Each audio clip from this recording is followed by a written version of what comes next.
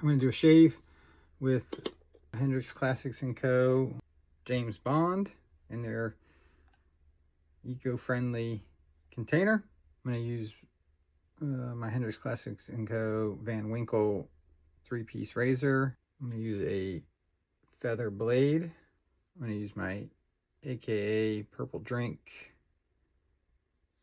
synthetic knot brush and my Captain's Choice bowl.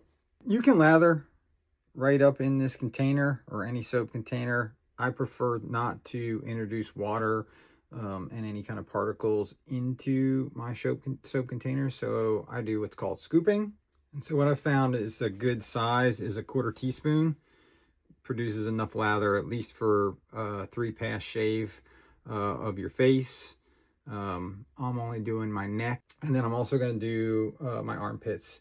One, because I'm a body shaver. I shave pretty much all my tattoos. I've found that for me personally, I get less odor and just less irritation, less uncomfortability with clean armpit. I've also got a tattoo that reaches up into the armpit, and so hair starts kind of clouding over how good a tattoo looks. So I think tattoos look better shaved. I know that's not for everyone, and I know that I'll get hate comments like, guys don't shave their armpits, guys don't shave their bodies.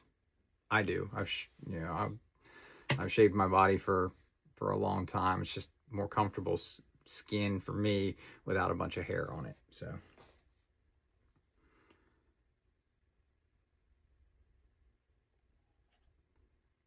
just get a little scoop, and from there I do like to kind of break it up a little bit, smear it into the bowl a little bit more, just to break up the bigger chunks. This is a firmer soap than others that would be considered more like Cropes, half cream, half soap. So this I would definitely consider in the soap realm. This James Bond scent is just a nice, clean, earthy scent. All right, before I lather that up, I'm going to set up my razor. Just going to unscrew it, pull the base cap off, leaves me with the top cap. Open up the blade. Feather blades are known to be some of the sharpest blades. I prefer a sharp blade. The only thing that I don't like about, and there's some other blades that have it too, about feather blades, is that they use like a glue or something to keep it adhered to the wrapper. So it just sits over the 2 posts and the screw, and then base cap, and then the handle. So what am I going to shave? So in the process of growing my beard, I've incrementally moved my neckline down so that it isn't visible from the front. So I'm going to bring my neckline down to right kind of below my Adam's apple, and then up on an angle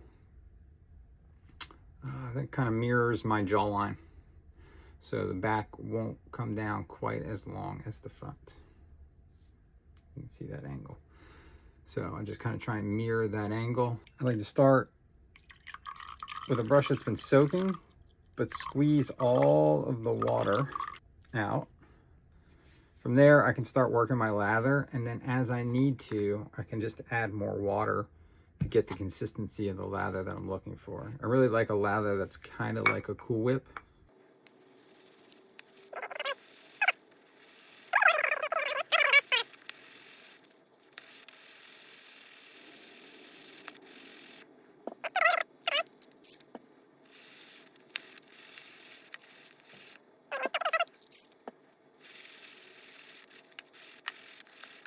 So you can see, that's a really good Cool Whip consistency. And then I'm just gonna paint it on. Now, if I was doing my whole face, I would really, once I painted it on, I would do what's called breaking the backbone, and that's where you push it in, and then you can kind of, you can see, agitate it even further, But what I don't want to lose is the line that I'm looking to keep. All right, so that's basically the line that I'm looking for. It's almost kind of like a V. Once you start wet shaving, what I encourage you to do is learn the growth patterns of your hair. I've been wet shaving for a while. I know that the bottom half of my neck, so basically from right at about just above the Adam's apple down, those hairs grow up for me, and sometimes even up and over on an angle. But as long as I go up, that's going to be my least aggressive pass. And then the next half from my chin down to about my Adam's apple grow down. So if I was going to shave my whole neck, I would come up first to halfway, and then I would come down from my chin down to my Adam's apple, that giving me the least aggressive, because your first pass should be, or for at least, you know, while you're learning to shave, you should try and go your first pass with the hair, so in the direction that it grows.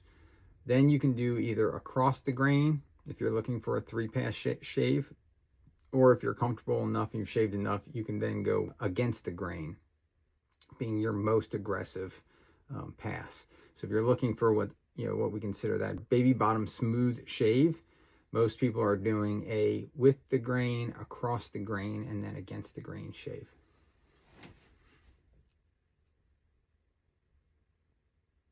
So I usually come in steeper and then kind of rock the handle out till I find the angle for that razor.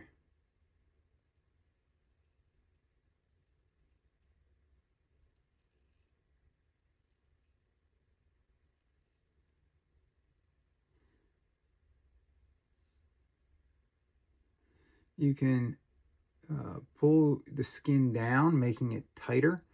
That gives a tighter and smoother surface area for the razor to glide on.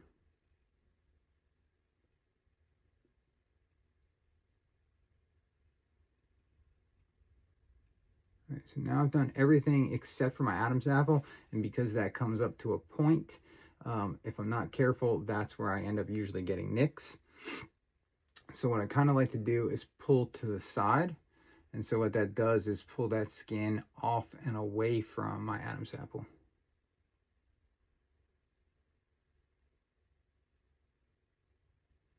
And then the same thing, go the other way.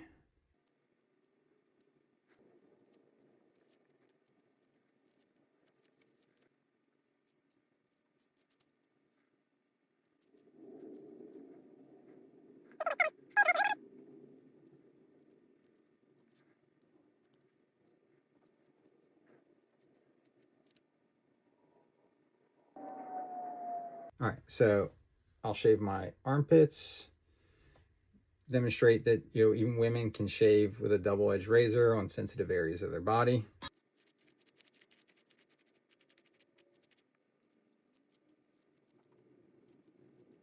The main thing is just let the razor do the work. Don't push.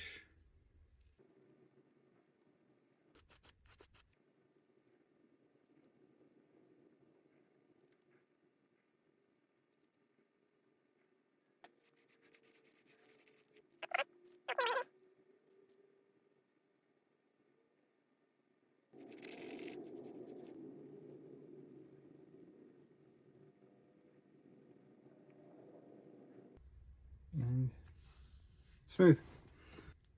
So that's just demonstrating that you can body shave with a double-edged razor, and that, so I did my neck, I did 2 passes on my neck and the sides of my neck, and 2 passes on each underarm, and I've got a ton of soap, and that's without even agitating it more or adding even a little bit more water. I've still got a ton of soap. So something as small as a 1/4 teaspoon. I think I did the math one time. If you do a 1/4 teaspoon in a 4-ounce shave soap tub, you would get about 100 shaves out of a 4-ounce tub using a 1/4 teaspoon every time you shave. Most people aren't shaving every day. I mean, I still got tons of soap.